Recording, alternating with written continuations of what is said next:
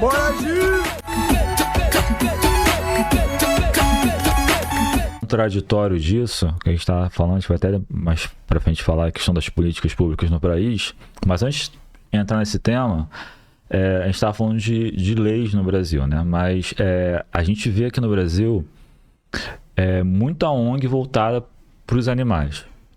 Mas ao mesmo tempo que você vê muita ONG trabalhando com os animais, você não vê um crescimento proporcional na proteção ou no bem-estar, na melhoria e tal, como deveria acontecer, né? As ONGs animais, elas partem muito para o lado das outras ONGs no Brasil que visam mais a questão política e financeira do que a própria razão de criação da ONG? Então, ONGs de políticas animais não fogem a todas as outras ONGs.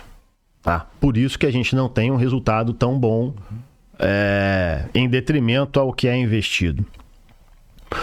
Um grande problema que a gente tem na proteção animal é a apropriação daquele discurso, e só eu posso falar de proteção animal. Outras iniciativas a gente faz questão de abafar. E aí a gente está falando de ONG, de dinheiro, de vaidade, tá? Então, eu sinceramente acho que o problema de proteção animal no Brasil tem que ser política de Estado.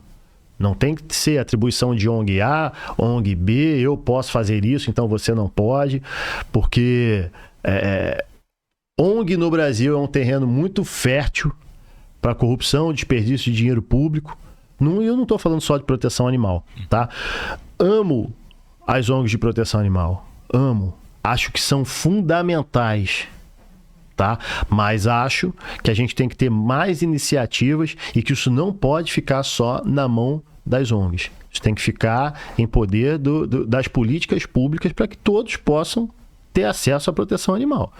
Como tu falou, é uma questão de política pública, porque às vezes o ideal é partir da classe política, porém, como tem a questão da corrupção, do dinheiro e tal, aí acaba se jogando essa responsabilidade que não é efetivada em cima das ONGs, né? Por outro lado, importante a gente ressaltar aqui, a gente não pode criticar aqueles que fazem o que muitos não fazem. Porque tem ONG que às vezes nem recebe recurso público e faz um bom trabalho, né? Entendeu? Então, assim, é muito fácil estar apontando o dedo pro cara que acorda 3, 4 horas da manhã e tá indo lá pegar um animal polifraturado, ou desnutrido, ou cheio de verme, e internar num hospital veterinário com o próprio dinheiro. Isso acontece? E muito. E muito. Então, a gente tem que ser realista e tem que ser verdadeiro no nosso discurso. Para essas pessoas, os meus parabéns. Proteção animal é isso, tá? Agora, como tudo, tem gente que levanta essa bandeira sem nunca ter sido da proteção animal. E no Brasil, a gente não viu, como tu falou, não houve muito um avanço na questão de políticas públicas em relação aos animais, né? Qual a tua análise em relação a isso? Eu acho que no governo Bolsonaro ele largou uma lei aí, se eu não me engano, não lembro especificamente qual, mas eu lembro de ter visto isso. Mas no Brasil, em relação a políticas públicas, qual é o nosso nível? No Brasil, a proteção animal ainda está muito vinculada àquela coisa de, olha, eu gosto de proteção animal, você gosta, então levanta aí R$30, compra um saco de ração, eu compro um vermífugo e tal, doação, tá? E por que está assim? Por que está muito amador? Por falta de políticos que levantem a bandeira e falem assim, olha, é comigo, eu vou fazer um projeto de lei, vamos botar para votar, isso vai passar. Vou fazer aqui uma articulação com a minha bancada, isso vai passar.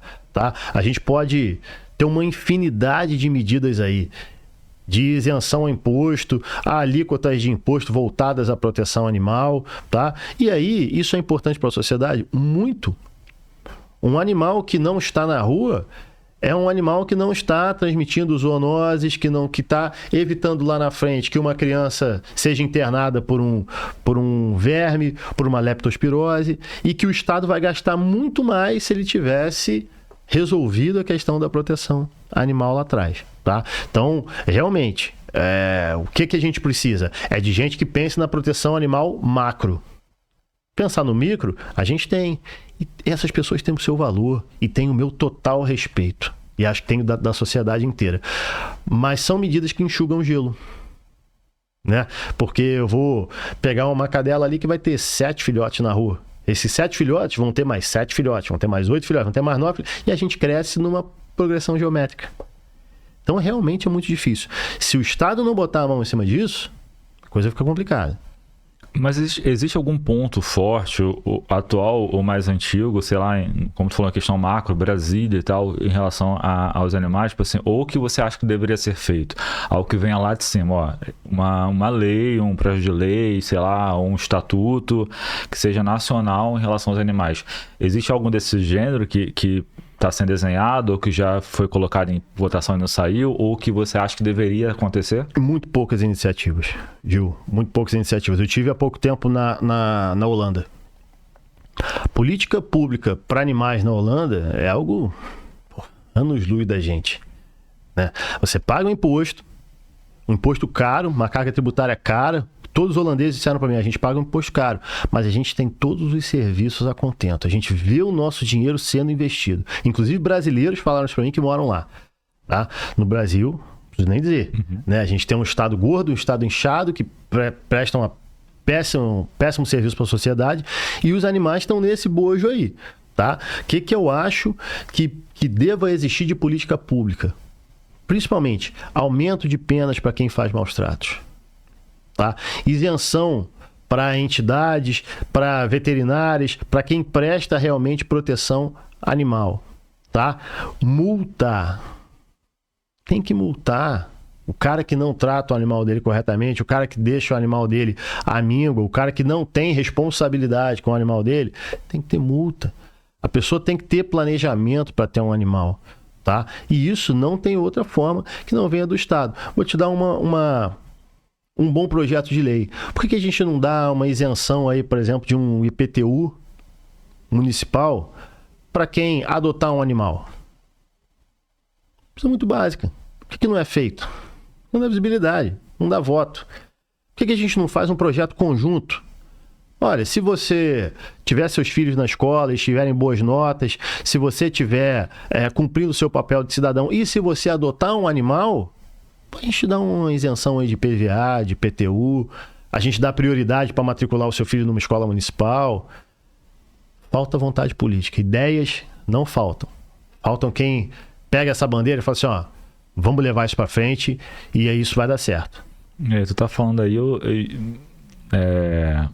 Passa um monte de ideias na sua cabeça, né? Pois é. Viajando. Até porque, assim, eu sou jornalista, mas também sou envolvido na área de política, jornalismo político, né? Sim. E aí eu tava lembrando de um projeto da prefeitura, até na outra gestão do Eduardo Paes, não nessa, mas que eram pais adotivos, né? De crianças mesmo. Mas eu achava interessante na época que, tudo bem que brasileiro deturpa tudo, né? Tinha gente que ia lá só por causa dos benefícios. Sim. Mas você ia na região administrativa, você se cadastrava, você fazia um curso para poder ser habilitado a ser um pai social, né? Então você recebia uma criança que foi resgatada de um lar com problemas e tu tomava conta daquela criança até os 18 anos dela. Né? Tu assinava um termo de responsabilidade com a prefeitura e tu tomava conta. A prefeitura te pagava um salário mínimo por criança e você tinha prioridade, literalmente prioridade, para entrar em escola pública, clínica da família e hospital. Perfeito. Né? Aí tu tava falando assim, por que não fazer isso com um animal, né? Prefeitura, por exemplo. Você vai adotar um animal, mas tu vai receber uma orientação de como tratar esse animal, né? Tu vai ter uma clínica veterinária pública para poder você levar e uma assistência social. Sim. Não sei se existe isso, né? Uma assistência social animal que vai verificar se está tratando bem o animal, né? Isso... E mais, punição severa para o indivíduo que vai lá dar uma desperto e pega um animal só para ter benefício. Punição severa para quem maltrata uma criança em vulnerabilidade. Punição severa para quem maltrata um cão, um gato em vulnerabilidade. O cara vai pensar 2 vezes. Ele só quer o benefício do Estado ou ele quer ser um agente da sociedade dele? Né? E aí o primeiro cara que pegar só para ter o benefício, ele já vai servir de exemplo para todo mundo. Olha, a gente quer te inserir, quer inserir esse animal, quer acabar com o problema. Venha fazer parte disso. A gente precisa da sociedade para acabar com a proteção, para acabar com o problema de maus tratos animais. Não pode ficar só a iniciativa de algumas ONGs ou de algumas entidades esparsas. Tá? A gente tem que chamar a sociedade para debater esse problema. E a política pública nesse sentido é fundamental.